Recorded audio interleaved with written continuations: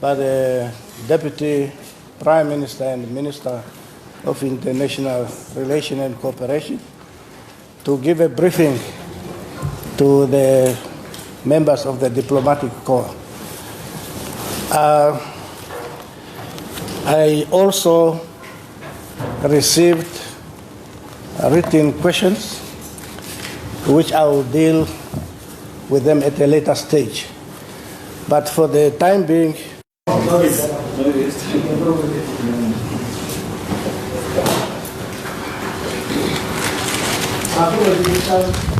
of you are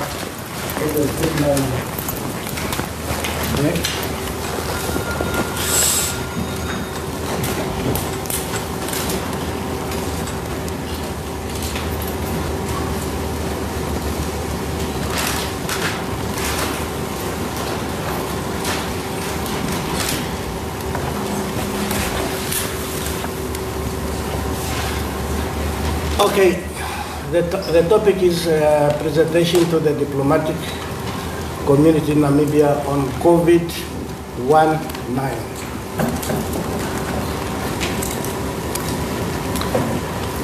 First of all, I just want to take you through, very briefly, on the disease.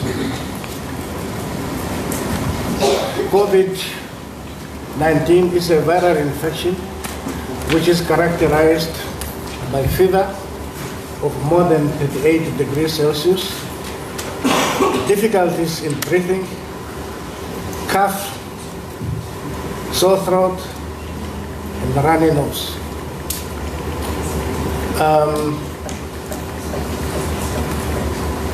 Before I proceed, I remember, the danger of saying the symptoms. I remember one time when I was still at university studying medicine, there was one particular student. Every day we learn a new disease. He'll say, yes, I had that one as well. So please do not diagnose yourself. All right, what is the causative agent of COVID-19? It's a novel coronavirus. The mode of transmission is transmitted from person to person who is in very, very close contact. And the transmission occurs through respiratory droplets. When an infected person either cough or sneeze, then the droplet moves from the infected person to a susceptible individual, which can also land on the mouth, the eyes, or it can be inhaled.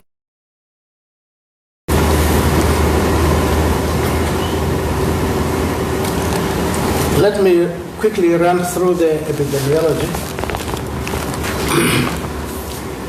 COVID-19 is characterized by the following epidemiological features. It's high intensity of transmission. We have seen that wherever it occurs, especially when it started in Wuhan, it was really like a boom. Very high intensity of transmission. There are no, as we know, it is a new disease. The population does not have immunity against COVID-19. And there are an abundance of infective and susceptible individuals. Infective is a person who is having the virus and transmitted to another individual who is susceptible. And it has a very wide geographic distribution. As you can see,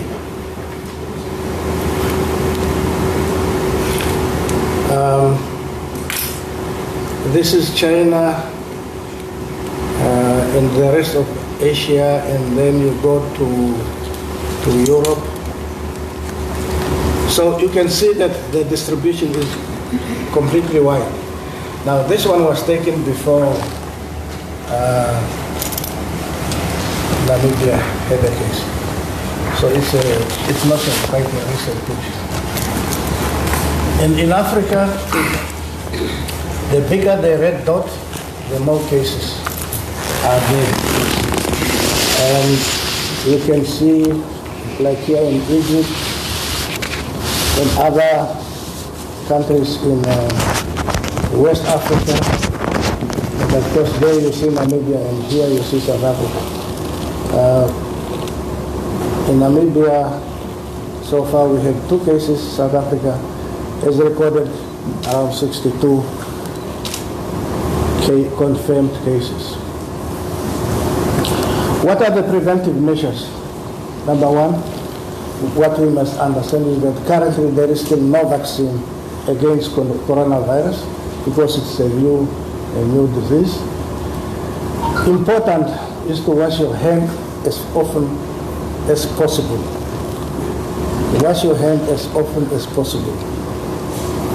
It is a simple thing to do, but of course, sometimes not in all instances is it possible to practice, especially in places where there is scarcity of water, non-availability of water. But it is a very, very important preventive measure.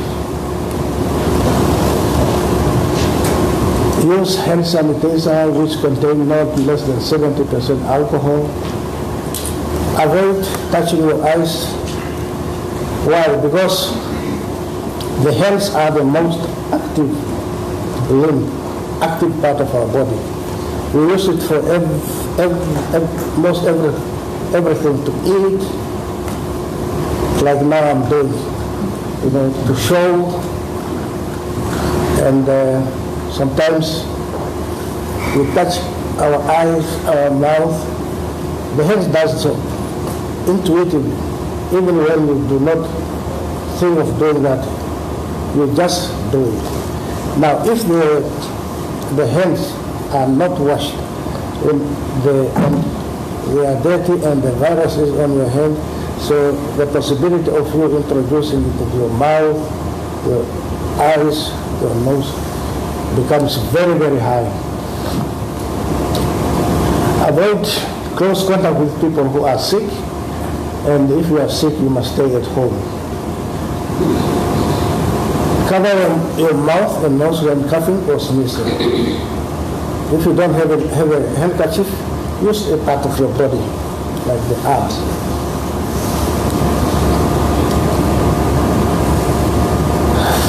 Let me briefly tell you about the Namibian response to COVID-19 outbreak. First, the Right Honorable Prime Minister established a multi-sectoral National Health Emergency Management Committee, which is chaired by the Executive Director of the Ministry of Health and Social Services. This committee is meeting bi-weekly to monitor the situation, but it can meet as often as the situation demands. Like yesterday, it was a Sunday, but the committee was in session from morning to evening. What we also have done is that when we have first suspected cases, we did not have the capability to do the testing in Namibia. Therefore, the specimens were sent to South Africa for confirmatory test. Currently now, the Namibian Institute of Pathology, it has been capacitated, and we are doing the confirmatory tests locally. We have developed a standard operation procedure, and today there was supposed to be on a simulation exercise. No, not today, tomorrow, I'm sorry. The emergency operation center is now operational. All 14 regions, they were trained in COVID-19 preparedness and response. Also, we are working together with partners and stakeholders, where we conducted a national training for trainers. And these trainers, they are now deployed in all regions where they are also carrying the same training for regional members and other stakeholders. Personal protective equipment were bought and dispatched to all 14 regions. There is also a toll-free number, 0800-100-100. It is now open for the members of the public to call in. It's a toll-free, to call in, ask for information, ask for assistance, etc., etc. I was informed at the beginning that it was not operational. The reason was that it was removed from the one center to a different location. In that intervals, it was obviously not operational. But I have been informed that all those issues have been sorted out now in this operation. His Excellency the President announced the following measures on Saturday. In fact, when the first confirmed case, the result was received on Friday night, and Saturday, this information was communicated to the wider public. On the same day, on Saturday, His Excellency the President announced the following additional measures. Number one, the independence celebration was called off, and the financial outlay for the celebration, the money which was supposed to be used for the celebration, is now diverted to the fight against COVID-19. The other measure which His Excellency announced is that all the inbound and outbound travel to and from Qatar, Ethiopia, and Germany were suspended. These are the destinations where there are direct flights between Windhoek and those countries. A question was asked that why some of the destinations were not mentioned. It's simply because there is no direct flight between Namibia, between Windhoek and those destinations, but it does not mean that they are exempted from the arrangement. Big gatherings are suspended for a period of 30 days. There has been a debate as to what constitutes a big gathering.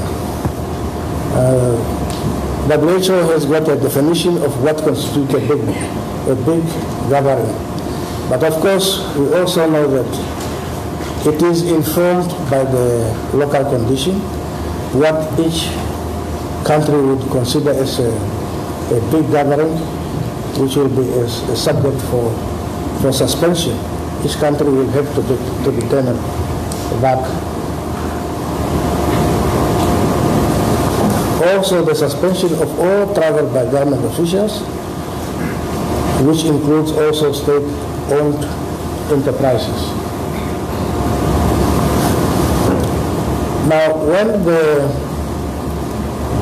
two cases were identified, during the tracing, it was found that one of the people who had been in contact with a couple from Romania is a teacher at the Windhoek Gymnasium, and that's why that facility was immediately put under lockdown.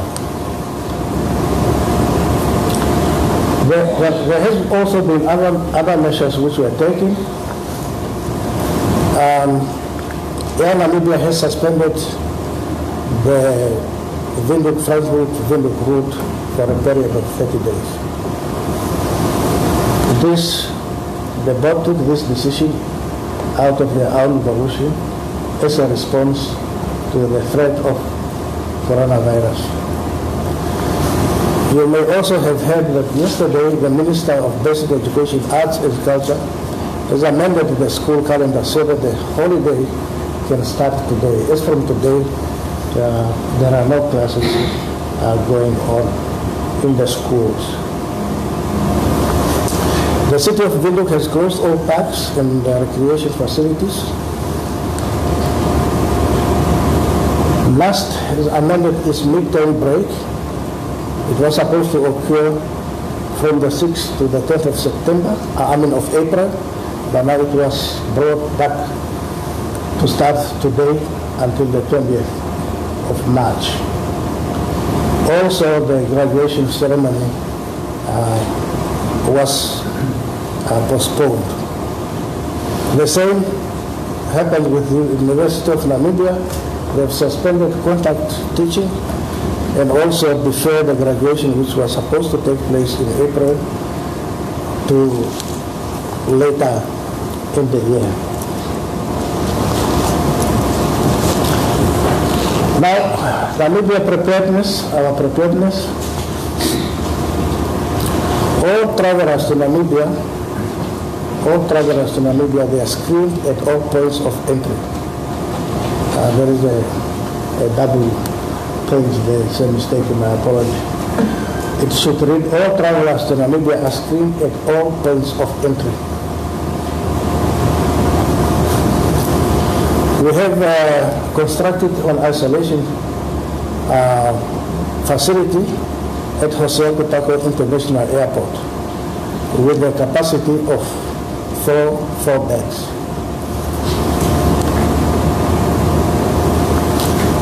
A mobile military field hospital is also erected at Jose Kutako International Airport with a capacity of 20 beds. So all in all, at the airport, we have facility to accommodate 24 individuals. A treatment facility with laminar airflow fitted with negative pressure air circulation is currently being constructed at Windhoek Central Hospital for the patient with fulminant COVID-19. It's supposed to be with patient with, not with. Then Robert Mugabe Clinic, it will be converted in the treatment facility, and the clients for the Robert Mugabe facility will be treated in other clinics in the health centers. We'll also construct a prefab facility at the Windhoek for the treatment of moderately ill patients. The current situation, there are 2 confirmed cases in Namibia involving a Romanian couple. So this couple is currently held in one of the facilities at the Jose Kutako International Airport. So far, no any other case of COVID-19 has been recorded. Cases have been recorded. However, we do have 3 suspected cases which are being isolated, and their results were taken. This happened last night. Were taken, and the outcome of the result is awaited.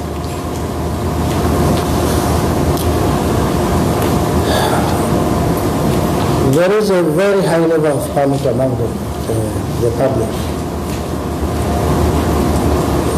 It's normally, it appears when people do not have the correct information about the disease, about the mode of transmission, and also about the prevention measure, which calls for more effort to intensify the information sharing among the public. This panic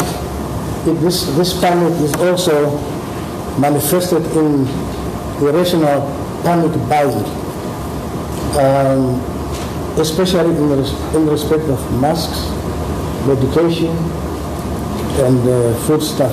It has been observed when one goes into supermarket. Unlike before, you will find every trolley is full of all sorts of stuff.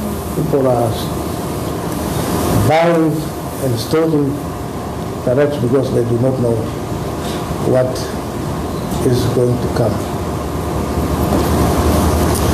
There is also a very high level of disinformation, very high level of misinformation and outright confabulation. This is what the Director General of the World Health Organization calls the infodemic. And it has been observed especially in the social media.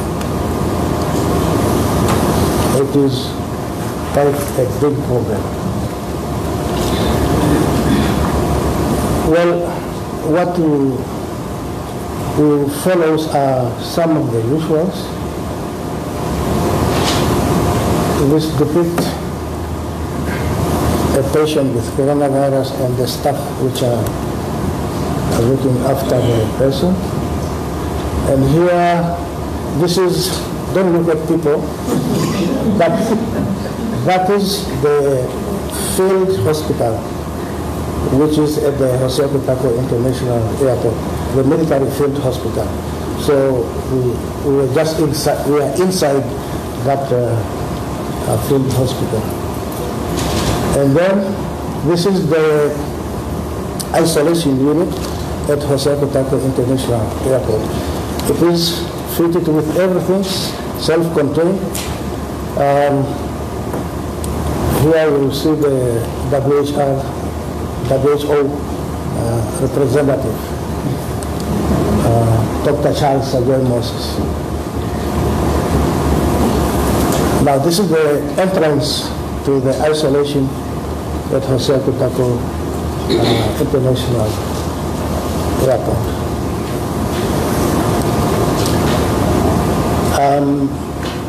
That's almost all. Now,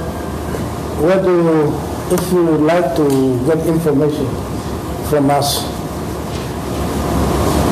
so those are the contact details. Our web address, www.nhws.gov.na.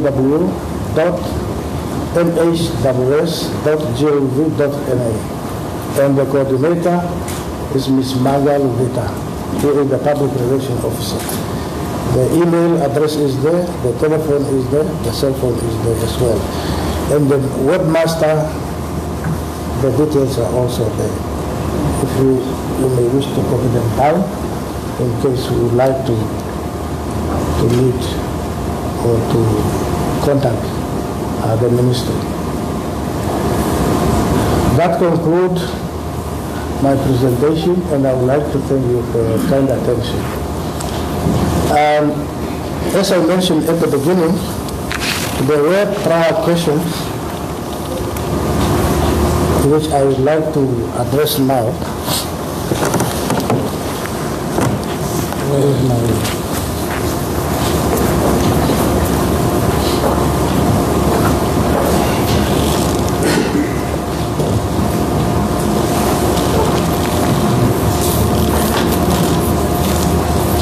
This one I can do because I'm done.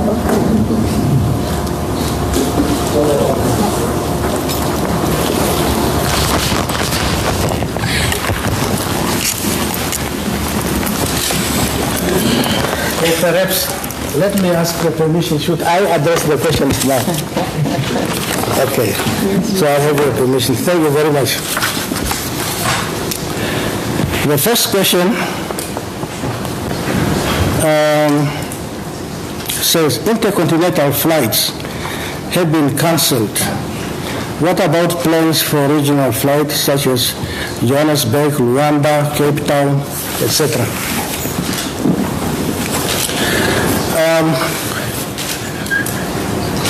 The answer is that the regional flights have not been affected by these measures. The main reason is that so far the cases which we registered, they are imported cases. And none of the imported cases came from the region. And currently, there is no local transmission. Therefore, this measure applies only to flights which are coming from high-risk destinations. The second question was, several countries have over the last week introduced quarantine for all arrivals, regardless of symptom or not. Will this also be the case for Namibia? Not only for arrivals on regional flight, but people arriving by car. The response is that we will not introduce quarantine for everybody coming into Namibia at the present moment. And of course, since most of the flights from high-risk destinations are cancelled, we do not envisage a big number of visitors from those countries arriving. But we will practice what we have done so far, do the screening at the airport, and if there are suspect cases, we will encourage the quarantine, and in case the symptoms which are resembling COVID-19 will then isolate the individual in our facility, in our isolation facility. Related to previous questions, how will Namibia get its largely imported food supplies if trekkers are placed in quarantine? The measures which we have introduced, they do not apply to goods and services. We have not closed any border. Supplies will still continue to come in, and people from those destinations who are coming to Namibia, they will be subjected to the measures which we are having currently in place. But we are not closing borders. Incidentally, there are some of the borders. South Africa has announced to close some of the borders.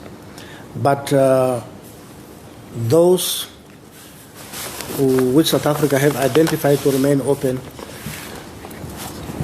are also our main supply route. So in that case, we do not have any problem. How many respirators does government have? More and many, and how many ordered? How can we access respirators?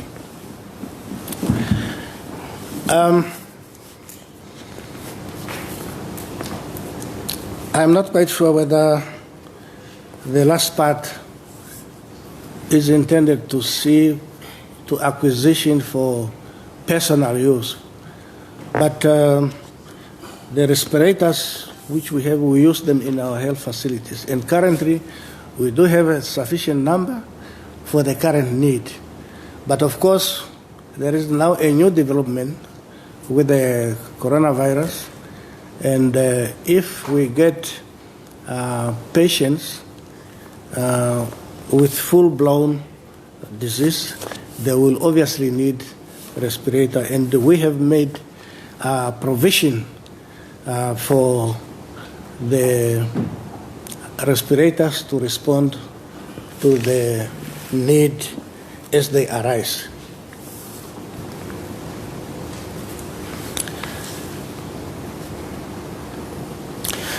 Okay, various visitors and tourists are now stranded in Namibia after Saturday's cancellation of the intercontinental flights, including those to France Frankfurt of Air Namibia. For many of the people, their visas are about to run out. What shall they do? Will immigration be very lenient and accept that people overstay their visas and extend them upon departure, avoiding the penalty and negative consequences normally associated with overstay? Can we get this in writing, or must all people now find their way to the Ministry of Home Affairs and Immigration in order to apply for the extension? I consulted the Ministry of Home Affairs and Immigration on this particular question, and this is what they responded.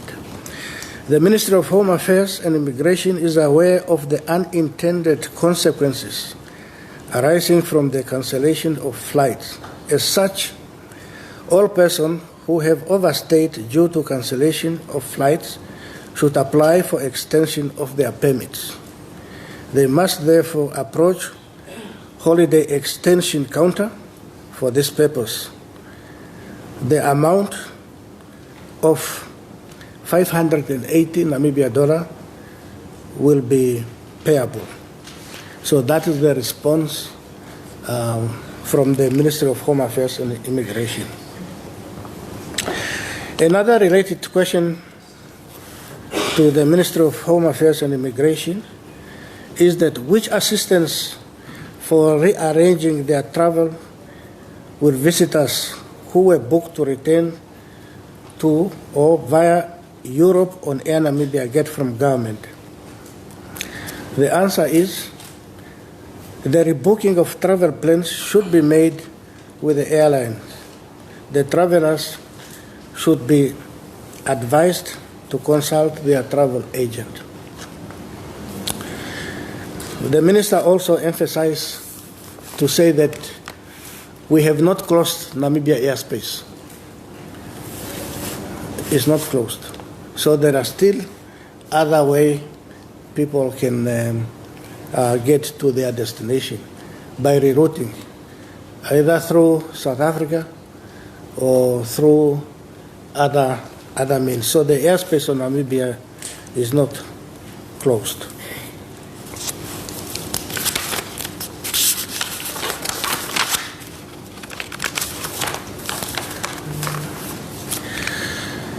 Further question, what is the best website to relate to for continuous update on the situation in Namibia? Who is the operative coordinator and information contact in the government? Kindly forward the coordinate. This response is in one of the slides I indicated. I will just display still so that at this point now we can take note.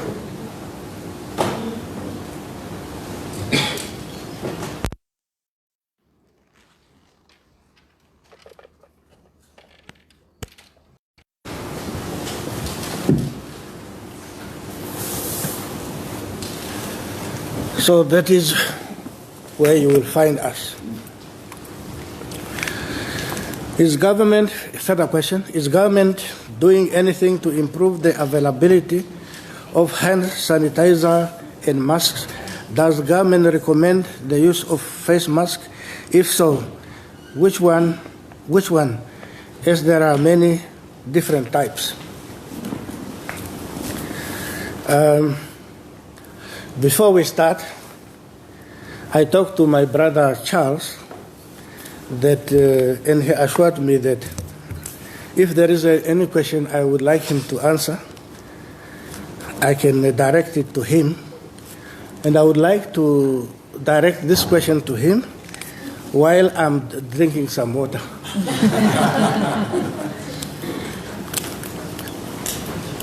Thank you very much. Your Excellency, thank you. I think we heard about what the national government is doing, specifically on the question of masks.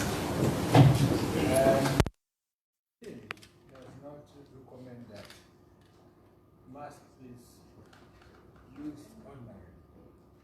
That you, as you see some people in public places using masks. Sorry, you can't hear me. Sorry. I said that ordinarily, WHO does not recommend that we should use masks when we are not sick or we are not attending to the sick. And we have experience where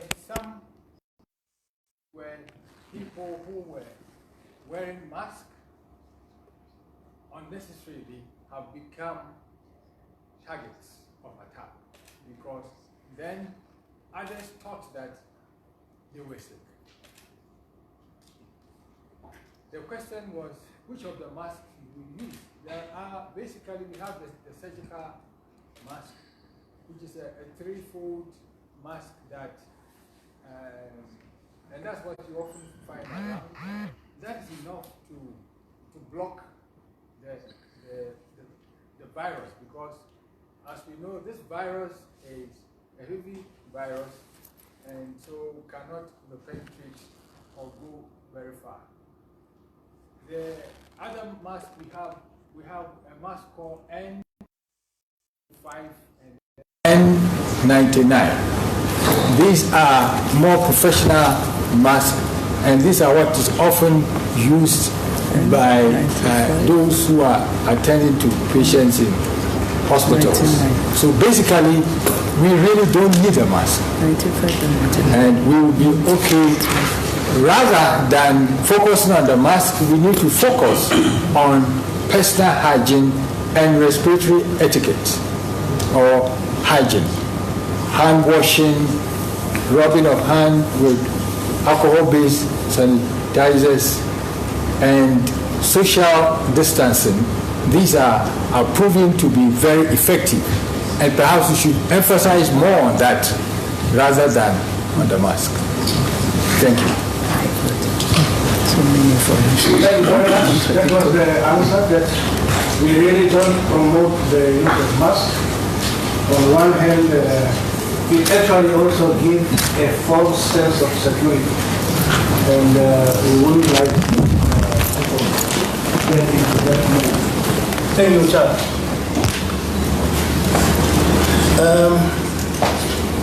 The next question: as we are highly dependent on South Africa regarding food supply, what will the government do to ensure food security? Will be there price control? Will there be rationing measures against hoarding?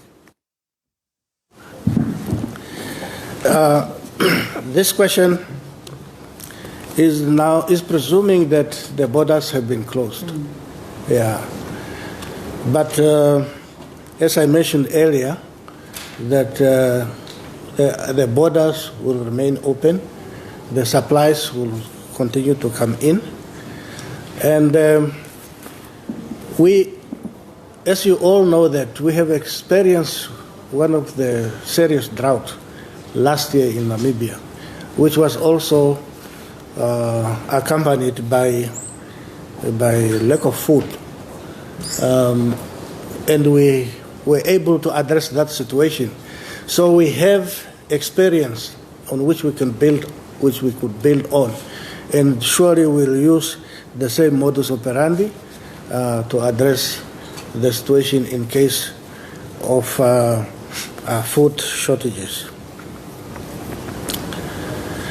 Given the overall effect on the economy and the closure of schools, what is the position on social distancing and working?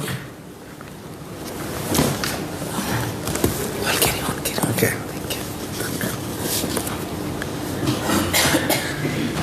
What is the position on social distancing and working from home?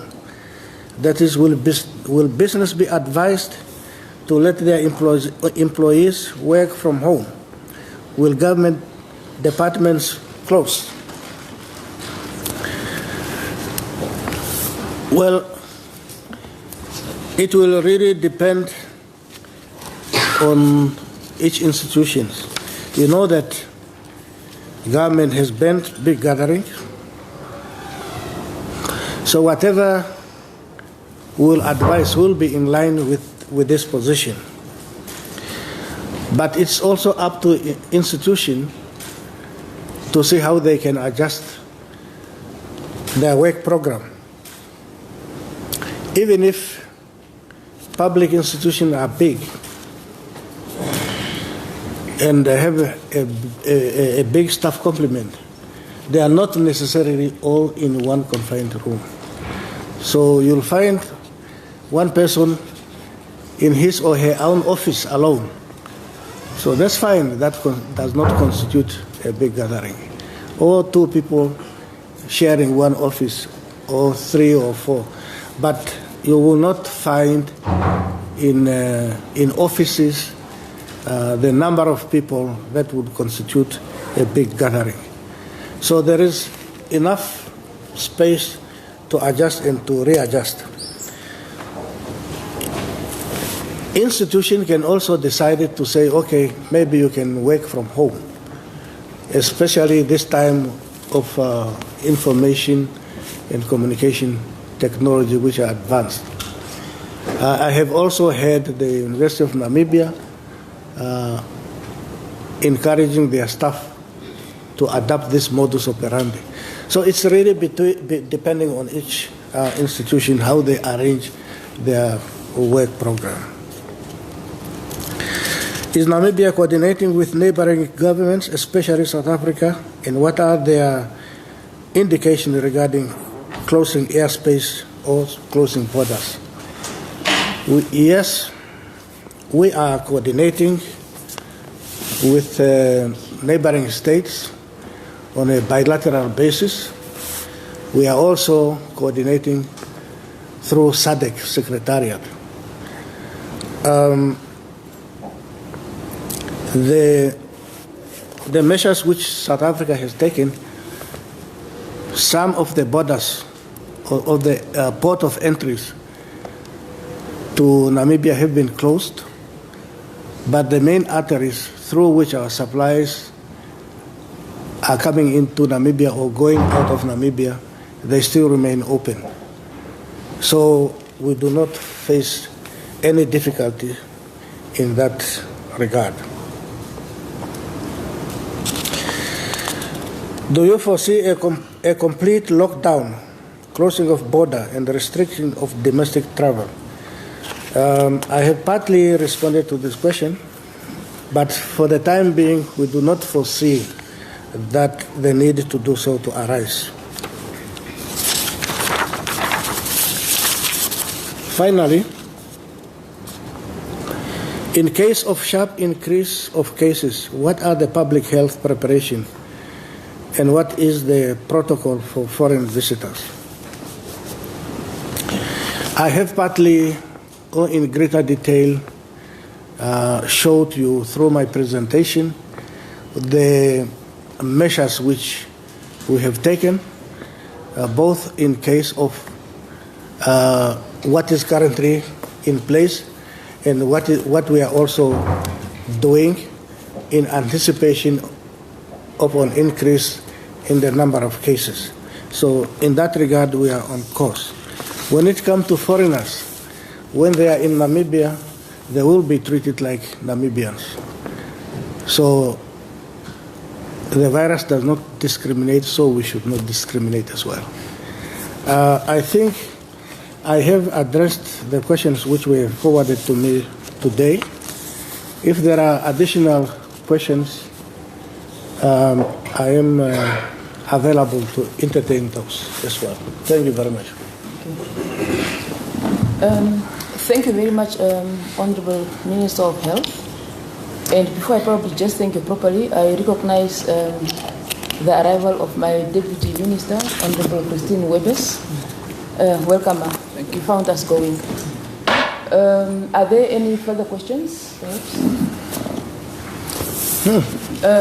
I'll start from this area and then I'll go here before I come to the center. Yes, ma'am. Honorable Minister, Honorable Deputy Prime Minister, thank you very much.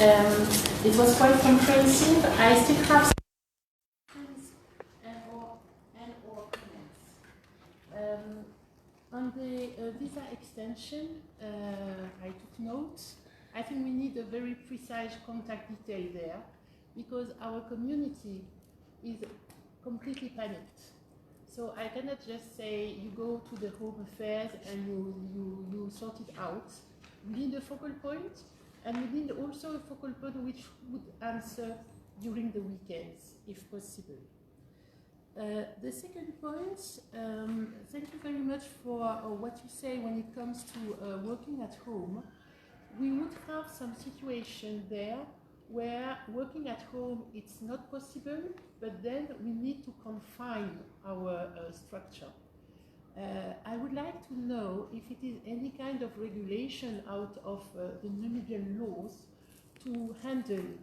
For example, I give an example. At my embassy, we are in confinement position now. So we focus on our main activities and we are following all what the Namibian authorities deciding when it comes to close the schools. We are closing our French Namibian Cultural Center and so on. Now I explain to all my staff that it is first for them to avoid traveling back and forth. And it can come to, for example, my driver, by the cook, by the household, and then I prefer they stay at home and they confine themselves at home. But then in my account, my law account, I'm not able to pay them because they didn't provide the service they are supposed to. In my country, we have a law and regulation to supply in this kind of crisis event. I would like to know if it happens, what I have to apply as regulation. As you might know, my country is really affected by that virus, and I would like to share some comments. We are looking at Italy, and we are asking Italy, and we are following Italy as what they did. And in fact, the lesson to take here is that we went step by step, and this is not the proper thing, because the disease, you are a doctor, so you know, the disease is quicker than us, and it is why we as French embassy put us in a very severe posture. And we are really focused on our French community and the relationship to the Namibian authorities. So what I would say is that if everybody is very restricted on the movements around, we might have more chance to stop the propagation. And then, but it would be more on the MIRCO as a request. I would also have appreciated that the embassies are informed when one of their own citizens is affected, because it's for us a crucial issue. Our first competency as ambassadors is to take care of our own citizens. So I would really emphasize on that. I thank you very much to have given us the numbers of the contact numbers, but people can be also overwhelmed, and if it could be a back and forth, I would really appreciate. Thank you very much. I'm sorry I was a little bit long. I'll just take the last question there, and then I'll hand over the chair to the Honorable Deputy Prime Minister, Honorable Deputy Minister. Yes. Good morning, Honorable Minister, members of the Head Table, Ambassador and colleagues. Just one question. What is the role that the private hospitals... Could I ask people to identify them? Yes, of course. My name is José del Palacio. I'm the Deputy Head of Mission of the Embassy of Spain. Good morning. Good afternoon, sir. My question is, what is the role that private hospitals are going to play in this?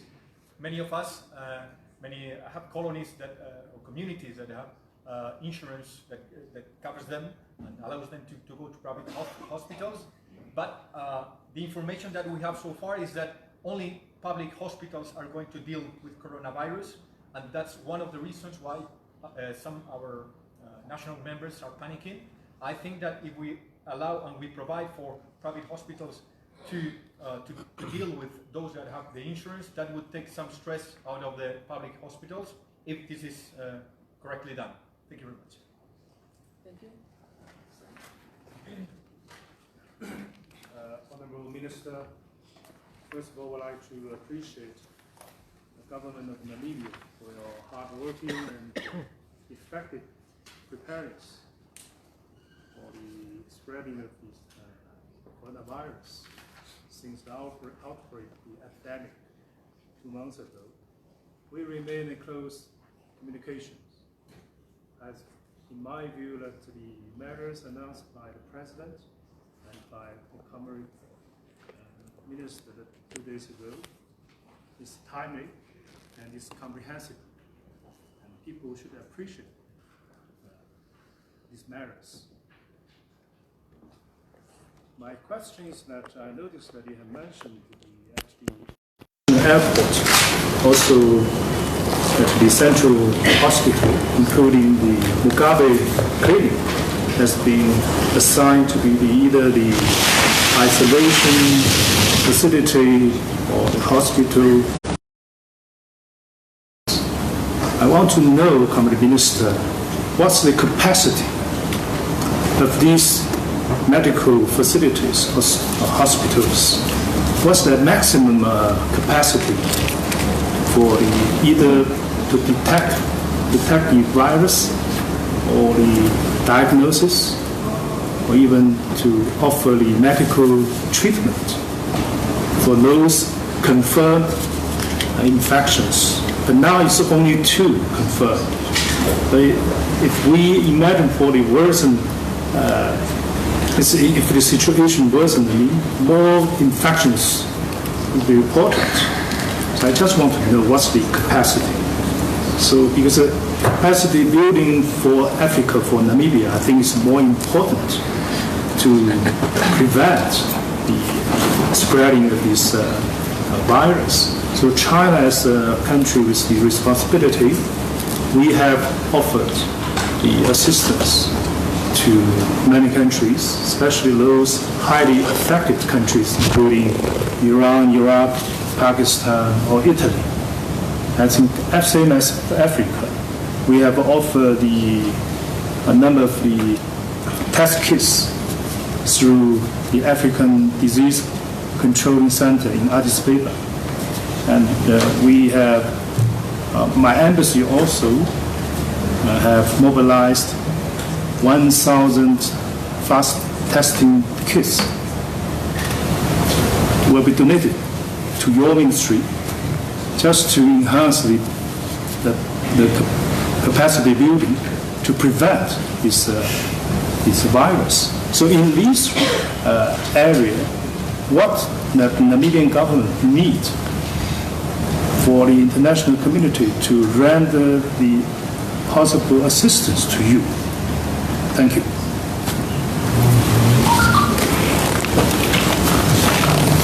Thank you very much. Good afternoon. My apologies to the Minister and the members of the diplomatic corps. I was at another meeting. And, there are so many things happening during this week. So we are juggling. That's why I came a bit late. Will you take all the questions? Will you respond on the questions from this side before we go over to this side? Yeah. Yeah, okay. Let's do that. Yeah, there's another question from, I'll say Saku. Yes. Thank you, Madam Chair. Thank you, Honourable Minister, for this informative briefing. I have 2 questions. One is, just in terms of practical, practical matters, one suspect that you have you have the virus, or based on the symptoms that have been communicated, what would be the basic steps that one has to take? And also, it's also linked to the question that was asked about those who have medical aid, for example, and private medical aid. What other institutions can they use? And do the private hospitals have protocols in place in terms of how to deal with a situation should that occur, should the patient actually arrive at the hospital? Secondly, you rightly mentioned the issue of, what is it, infodemic, which I find quite incredible, and I'm sure everybody else does, which then raises a secondary question of public awareness and just public education. I know this is already overwhelming, an issue to deal with, but at the same time, I think if the public is educated about some of these basic requirements and protocols and guidelines, it will probably also help solve part of the problem. Thank you.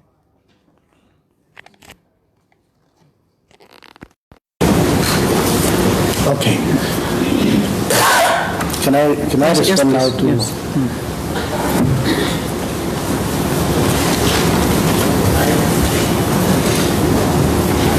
How should I refer to this side?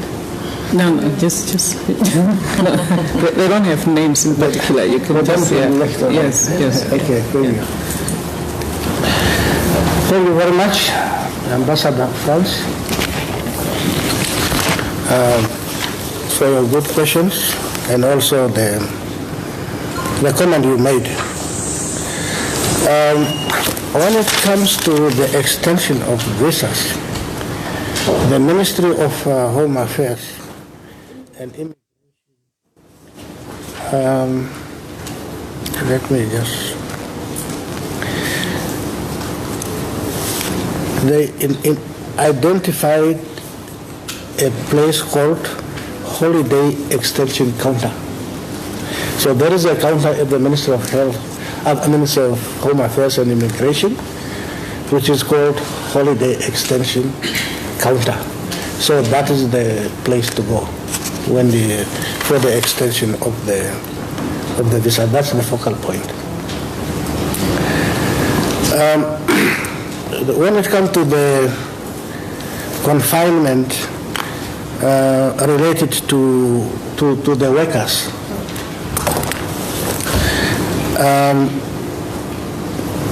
I will probably not give you a definite answer to that question.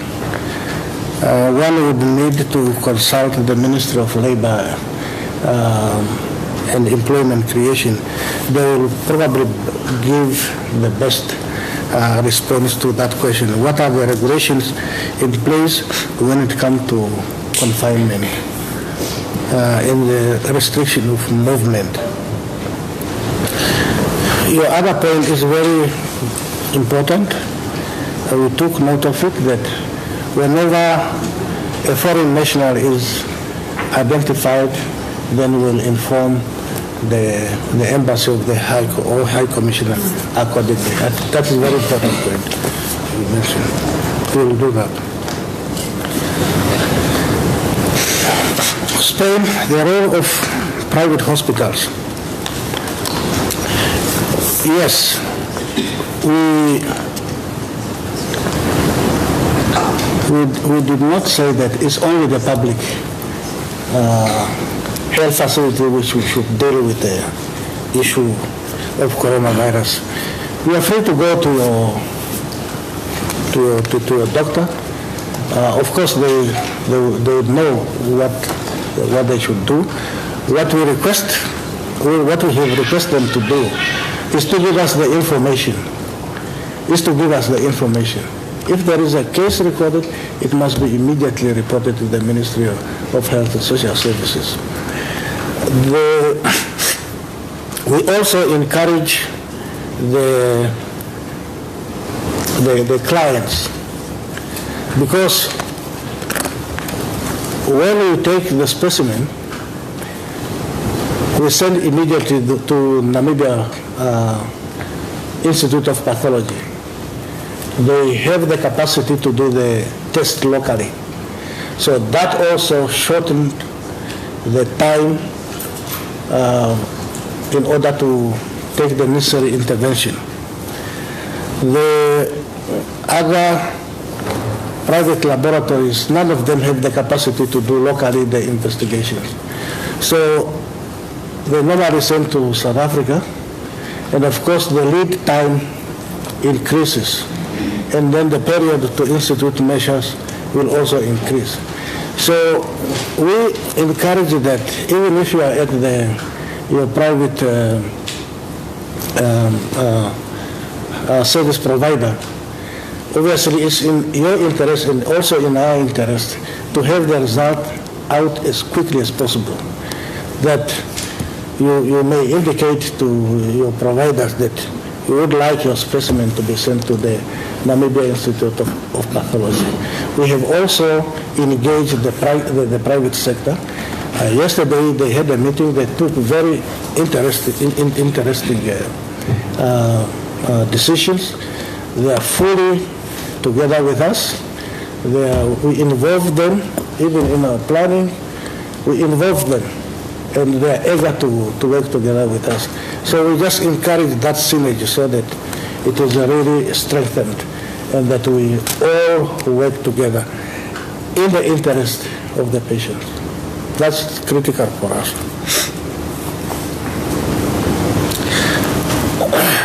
Some, I know also of one private hospital which has made arrangement also for the treatment of COVID-19 patients. So there is a good will out there. China, Your Excellency, thank you very much for your question as well. We have noted the steps which the government of China has taken when the outbreak started. It's really commendable the way they have acted, and we are seeing the result now that the cases have drastically dropped. And we would really like to learn from your experience so that what is applicable here we can also use that. We also note your generous donation, especially when it comes to test kits. You know, this consumable, one can never know how many clients will be presenting themselves. So any donation, especially for the test kits, is most welcome. And of course, we invite other people to join in the fight. It does not necessarily mean that one has to give something, but simply either by giving advice or maybe by whatever you think that it is within your capability to do, or just to identify yourself together with the fight which is ongoing. It requires the input of everybody.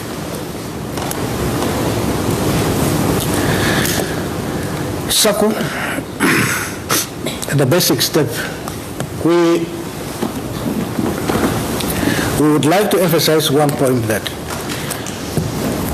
we would prefer, as we have given the details, if you feel unwell or you suspect that you might have the disease, but first,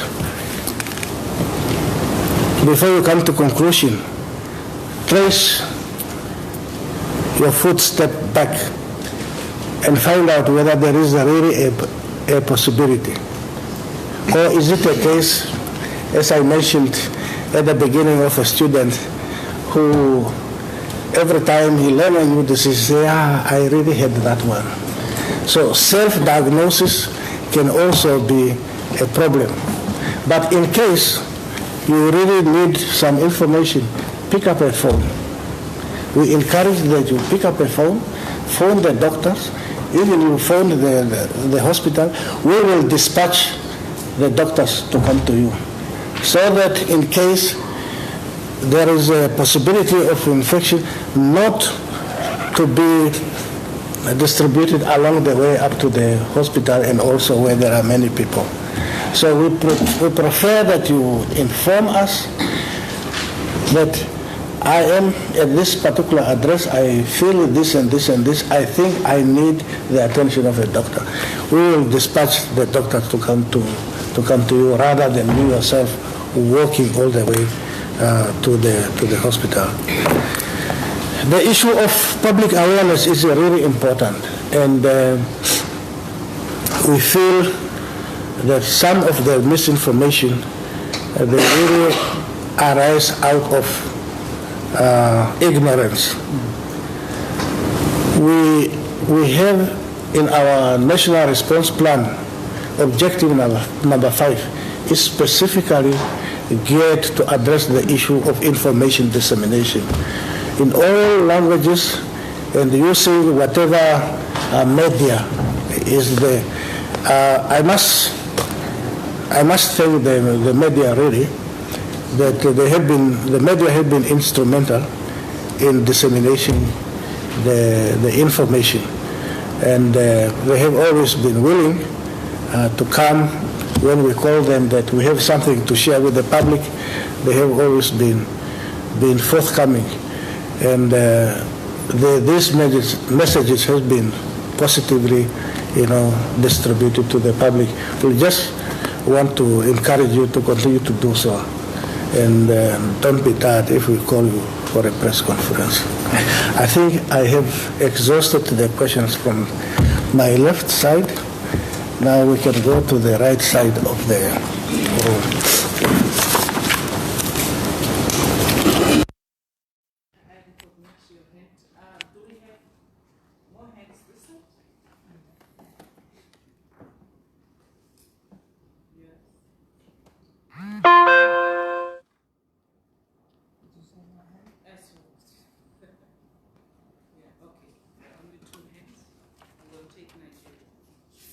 Thank you very much, Deputy Minister, and thank you, Minister, for the briefing. My question continues from the question of my colleague from France, being people who are stuck because there are no planes to go back. And Honorable Minister, you said that Home Affairs says they will pay 580 Namibian dollars to extend their visa, which is being, those visas would be extended under duress because they all want to go home. And I was wondering, would it not be at least the humane thing to do, to say that no, if you are here because you can't leave, we will not charge you for extending your visa. And then with regard to the desk at Home Affairs, one counter for multiple people who need to extend their visas. Surely Home Affairs could at least try under this particular situation to make additional provision so that you don't have a queue of 100 people, 3 inches behind each other, and risking either contracting or spreading the coronavirus. Secondly, my second question is regards the measures taken on the countries that cannot come into Namibia, which from what was announced is Ethiopia, Qatar, and Germany. I have a question, which is that most countries are stopping citizens from highly infected countries coming in. Ethiopia, as at this afternoon, has 4 cases. And by removing flights from Addis Ababa, literally the entire African continent is cut off. And there are no other airlines that come here except Ethiopia. And if it's a matter of intercontinental, South Africa flies from New York, it flies from London. And if you're transiting, you don't go through those screenings anyway. You only go through screenings when you're entering the country. So the prevention seems, the loophole seems bigger than the containment. And then the people cut off are those who literally, I can't go home because I can't go home. There's no other way to go home. And I think that applies to a lot of other people who might want to go to other places outside of Namibia. So I was thinking perhaps, at least if we know it's everybody that's been stopped from coming in, it's easier to live with. And finally, I read, at least on CNN, let me not say I read, I saw on CNN that Germany has licensed pharmacies and chemists to produce sanitizers because it's pretty much alcohol and a few other ingredients. And in the absence of sanitizers in Namibia, and I'm sure South Africa will not be exporting it to here because they need it too, is Namibia considering licensing pharmacists and chemists to produce this because it's pretty much alcohol, which is not difficult to source. Thank you very much. Yes, thank you so much, and thank you, Honorable Minister, for your briefing to us.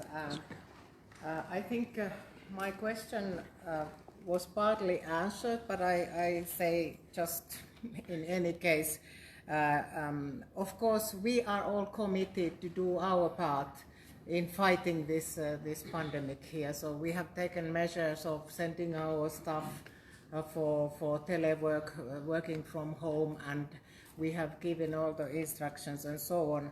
The issue I had in mind is the private hospitals, because we do have deals with a certain number of private hospitals, and we have also noticed that some of them are reluctant. They say that they will not take the COVID-19 patients. So this is of course of concern to us, because we know that for those people that get severely ill and need places in medical services, so I trust that you as a regulatory authority in this sector will really find a good solution with these important private hospitals, that we get all the medical services to our people at use.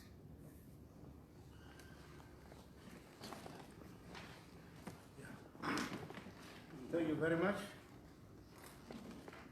for your good questions.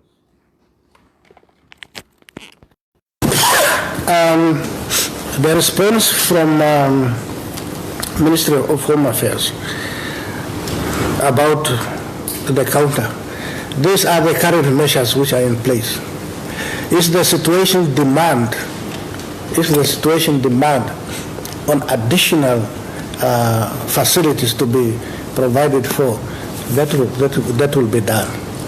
But what I would advise, instead of really going to Home Affairs and Immigration, I advise that contact be made telephonically to say, I have this situation, I'm here, and I would like to extend my visa for so-so. Then they will be able to say, okay, we'll give you a time when you can come, so that you are not all there in a long queues. So that is the congestion we are trying to avoid. If one can get the details of the Minister of Home Affairs and make that arrangement, this is what I would like to advise, to encourage. Minister, they do not answer. They do not what? They do not answer. They don't answer the telephone. And even when you have direct numbers of officers, they do not answer. Okay. And then they will call you that they are closed. I take note of that. I will discuss with the minister that this is what the meeting have requested, that maybe a special dispensation be made so that it makes the work much easier. Okay?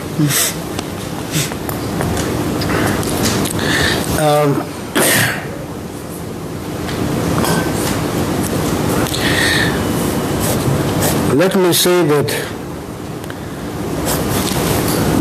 the measures which have been taken currently, they are not the final measures. As the situation progresses, new measures will be taken. And you would not be surprised if already during the course of this week, some additional measure will be introduced. So whenever we identified the shortcomings, then that will be addressed. We have, as I mentioned earlier, the National Health Emergency Management Committee, which sits, study the situation and make recommendations. And this recommendation will then be adopted as additional measures to address the problem. So that can be done as well. As for the sanitizer, you mentioned about the German who are producing sanitizer. Yes, there is a company of German origin which is situated in Swakopmund, which produce sanitizers locally. Yeah.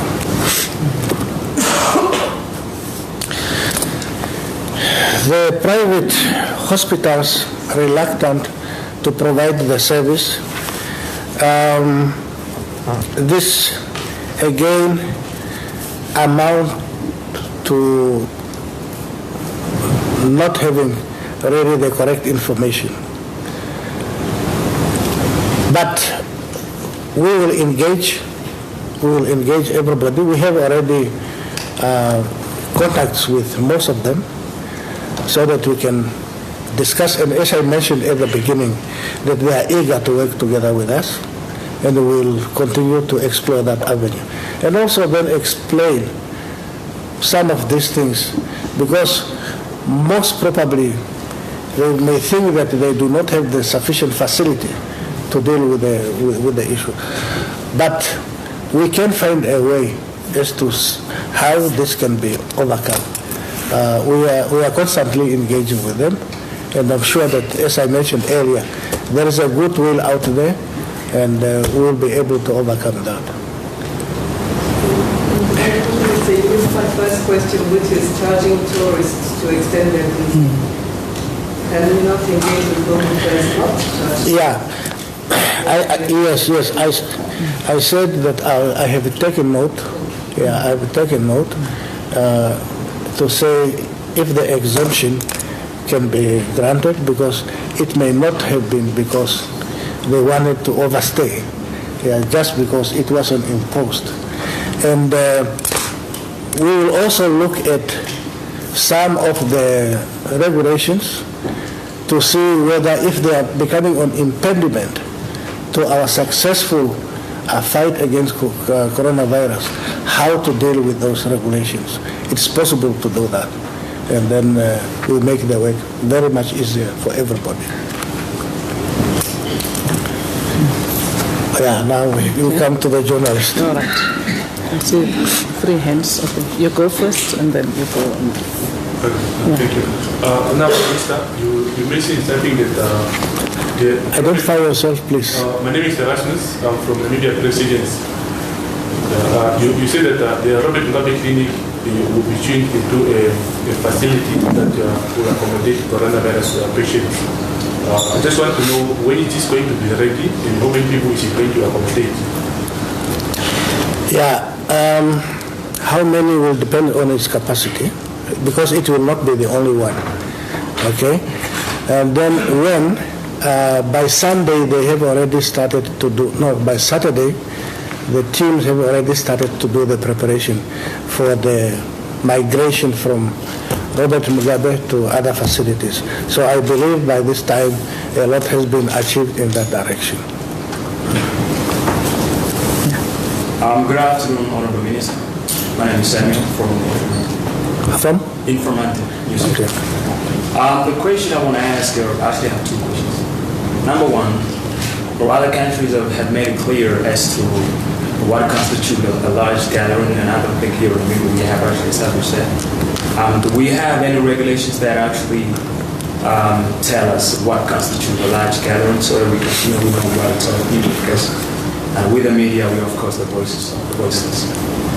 Question number 2 is, I don't think I heard you clearly, but I'll pretend that this is what I heard you saying, because sometimes it's kind of hard to focus on technicality and also listening at the same time. You said that we're not isolating everybody that is entering the country unless proven otherwise through the screening process. Is that so? Now the question is, what if the person entering the country is within a period of, there is an incubation period, and then we're going to see with another case like what happened previously with a Romanian couple that entered into the country? Because for me and personally, and everybody who have the same views as I do, I think it's quite risky, because it's exactly what happened previously when these 2 people entered the country. Of course, they were screened, but they were not detected because they were through the incubation period. So, is it really safe to still practice what heard us before? Okay. Yeah, there's a third person. Sure. I guess you will be the last. Okay. Yeah, is that fine? There is another one. Oh, more hands are coming up. Okay. Good afternoon. It's Paya from the New Era newspaper. It has come to my attention that the director of Peace Corps has ordered an evacuation for volunteers in certain countries. I wanted to find out how does this affect Namibia, since majority or quite a number of them do volunteer in our health and education sector. I didn't get the beginning of the question. Oh, it has come to our attention that the director of Peace Corps.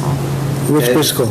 Peace Corps. Peace Corps, okay. yes. Okay. She ordered the evacuation or the suspension of volunteers from most of the countries. She already started with Mongolia and China. So I wanted to find out from the Honorable Minister, how does this affect Namibia? And since majority of these Peace Corps volunteers have contributed immensely to our health and education sectors. Thank you. Very good question. I see the ambassador is there to give the correct answer. You hear it from the horse's mouth. Okay. Yeah. Yes. Good afternoon. My name is Charmaine from the Namibian newspaper. I have 2 questions. I'd like to find out, South Africa, the minister yesterday when he announced the measures South Africa is taking in terms of... Can you speak up a bit? Okay, the South African president yesterday when he announced the measures that South Africa is taking in terms of coronavirus, he mentioned that people who've been to affected areas in February need to basically hand themselves over, or not like hand themselves over, but basically go for testing, sort of like it's mandatory. Will Namibia hold the same stand? And the committee set up on coronavirus, who is in it or what does it constitute?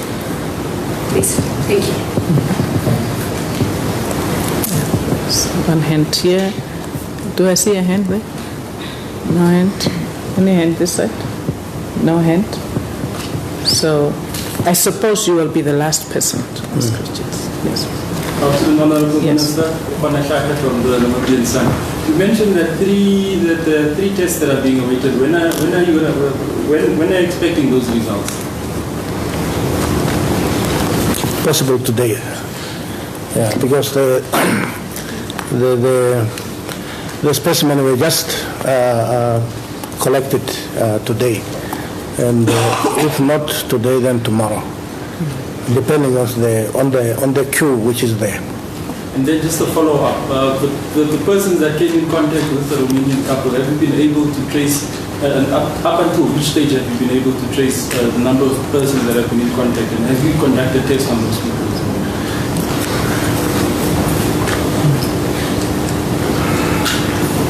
You can take them. Okay, thank you very much.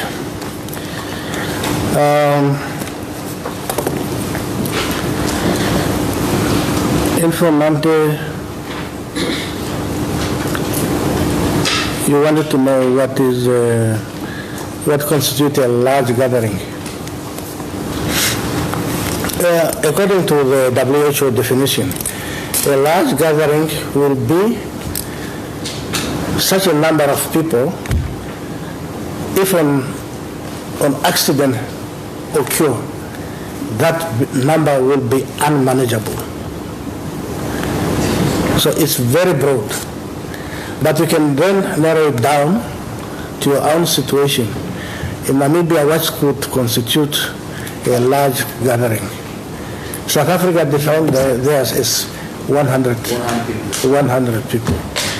South Africa has got a population of 54 million, I think 53 around. 54 million.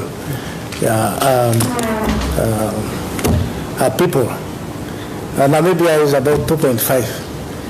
So probably what applies to South Africa will not necessarily apply to Namibia. So Namibia will have to define its own threshold of what would constitute a large gathering. So out of paranoia, would this not be a large gathering where we're here right now? I'm sorry? Yeah. What did you say? Would this constitute this? Maybe twice. Oh yes, twice the size of. Oh yes, this is. Yes. Oh yes, this is a large gathering. Yes, in our context, yes, it's a large gathering. Yeah, but the committee is still deliberating on this particular issue to see can we find a threshold for Namibia which will make it easier for people to know that this is actually the threshold beyond which you should not go. Okay.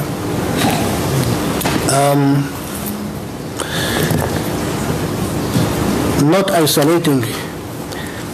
isolating everybody. That's one of your questions. Why we do not isolate anybody? No, it was. Yeah, everybody. You said some country, and I know one country say whoever comes, like Israel, they say when you come, 14 days. 14 days. Whether you come or you only wanted to stay 2 days, you'll be given 14 days. We do not foresee that situation, and we do not intend to do that. Why do we do the screening? The screening, there is a form, okay, which you yourself complete. And that form will inform us. That form will inform us. Are you a possible candidate or not a possible candidate? Now, say for example, you come, let's take an example. You come from Angola, okay? During the past weeks, where else have you been? You fill all those information in that form. Now you take the information which you have provided yourself, then you do the result of the screening, then you take a decision, is a possible candidate or is not a possible candidate. If you are a suspect, I have told you that we have isolation unit. It will be isolated, the specimen will be taken, and we'll wait for the result. If the result cleared you, then you are free to go. If the result confirmed, then different steps for the management of coronavirus positive will kick in. So that is. Minister, there is no evidence that the information provided is accurate, or wherever they have been. So what if these people could be lying, the word they have been, and then you were giving the information that I was in Angola, I was in America, but I was only in Romania, for example?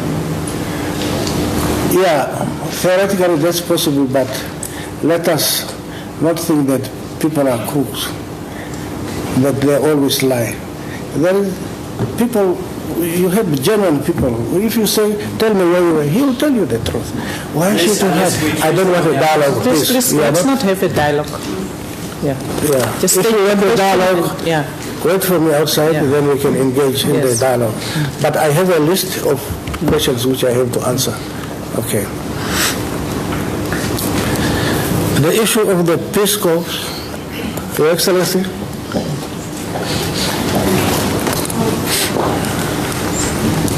I may? Yes. Thank you. Yes. The Peace Corps director made the difficult decision to suspend temporarily all Peace Corps volunteer activities worldwide and to evacuate all Peace Corps volunteers back to the United States. So that is it's a worldwide decision, It was made because the COVID-19 virus is rapidly spreading and because transportation and international travel options are becoming more and more limited. So they've decided to take everyone home until the crisis has passed. Does not mean that we are closing any of our Peace Corps offices or operations. Our Peace Corps staff will remain in place here, both American and Namibian staff, so that they will be ready to resume volunteer activities as soon as conditions permit. We informed the host government, Namibian government, today by diplomatic note. Okay, thank you. You know, I took note with my bad handwriting, and now I can't read what I wrote. My question was, President Ramaphosa yesterday announced part of the measures that South Africa is taking in terms of dealing with coronavirus, that people who travel to affected countries from February, I think today, should report and get tested for the virus. So will Namibia follow suit? No, we have not considered that, because we also take into consideration the length of your stay in Namibia after you left the place, which is considered high risk.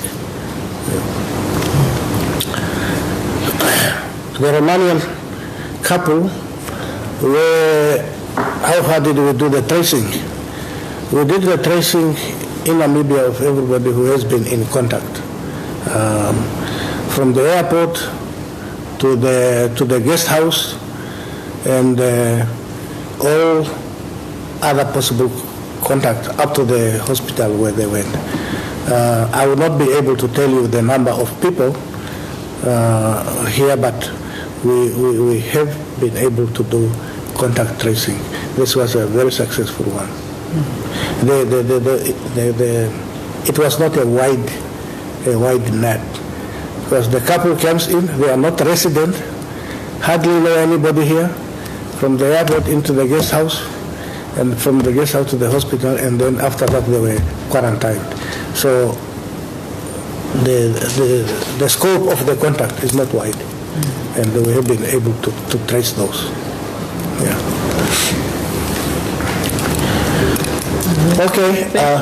Are you done? I think you have taken care of all the questions. Yeah, there is. In terms of the committee as well,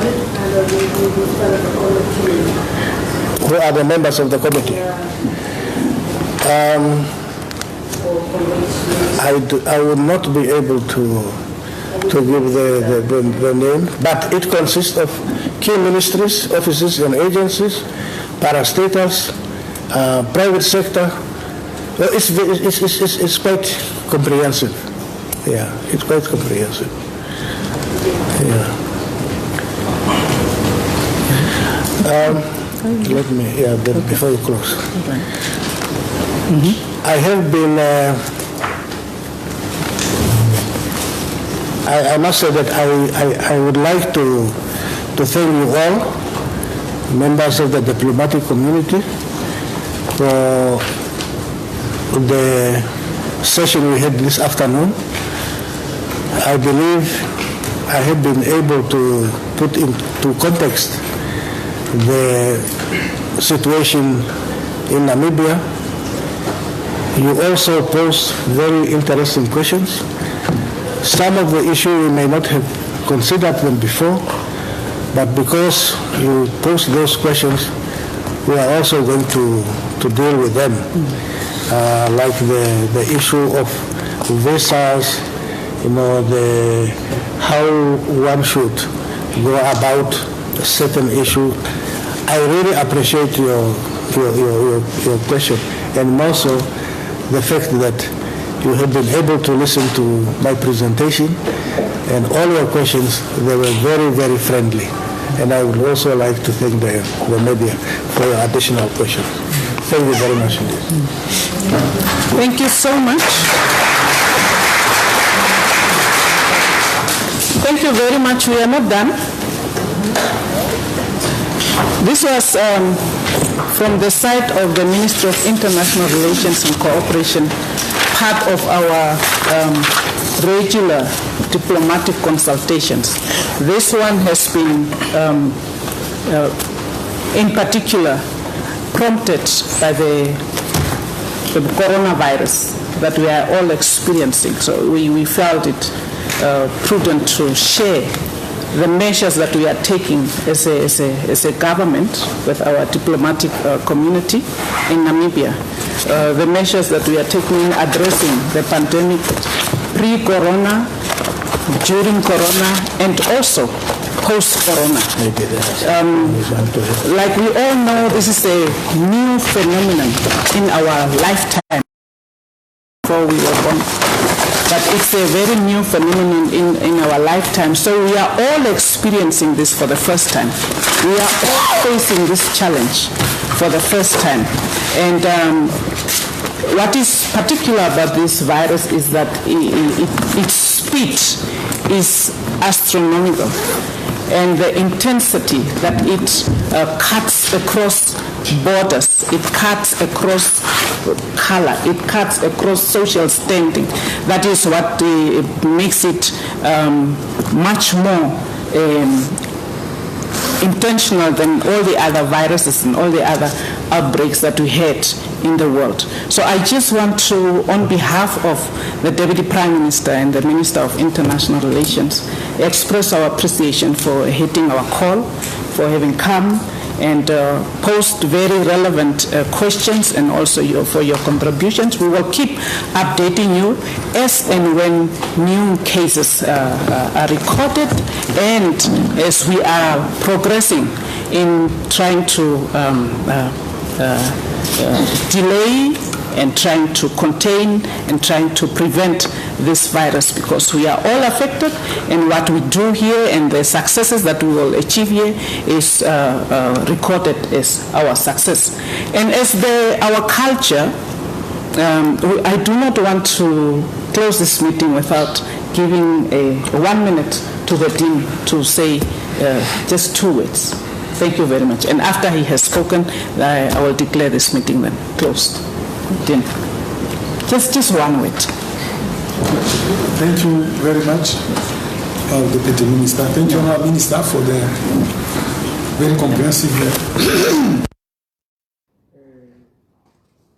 session we had this afternoon. Thank you for inviting a diplomatic call. And we, as a diplomat, would like also to commend Namibia for the effort taken to try to take control over this virus, which is for the country, for the people, it's very, very important. I think the principal point is here to contain it before it spreads. The measure taken for students and schools to close, it's very commendable. And then it's important because we may end up in a situation where it would be difficult to control if it has expanded already, people have been affected, that the measures taken ahead are very commendable. But we as colleagues have raised the point of our foreigners, our communities. We really would like to emphasize on it that the embassies are informed in the case of one of the members of this community has been involved. We very much appreciate. Thank you very much once again for the session.